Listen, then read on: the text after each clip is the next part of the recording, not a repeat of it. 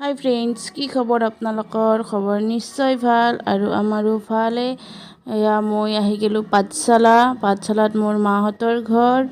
এয়া পাঠশালাৰ সপ্ততিতম দ্বিবাৰ্ষিক পাঠশালা অধিৱেশন চলি আছে আৰু ইয়াত বিজ্ঞান মেলা, সাহিত্য মেলা, গ্ৰন্থ মেলা, প্ৰদৰ্শনী সকলোবোৰ দেখুওৱা হৈছে।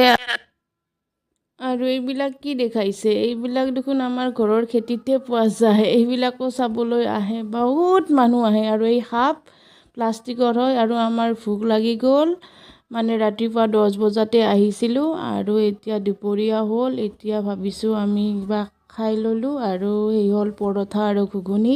ইয়াত পতাকা উত্তোলন কৰা হ'ব। বাঁহ আৰু ফুলেৰে বহুত সজাইছে, বহুত খৰচ কৰিছে আৰু এইখন গেট। আৰু মানুহজনেও ইফালে সিফালে চাই আছে, বেছি খোজ কাঢ়িব নোৱাৰে। এতিয়া আমি ঘৰলৈ যাওঁ। ৰাতিপুৱাই আহিছোঁ, গধূলি হৈ গ'ল, চুৱেটাৰ অনা নাই, ঠাণ্ডাও লাগিছে। এতিয়া আমি যাওঁ। আপোনালোকে চাব ভিডিঅ'টো আৰু ভাল পালে লাইক, শ্বেয়াৰ, ছাবস্ক্ৰাইব কৰি দিব। আৰু বহুত ডাঙৰ এৰিয়া ফ্ৰেণ্ড।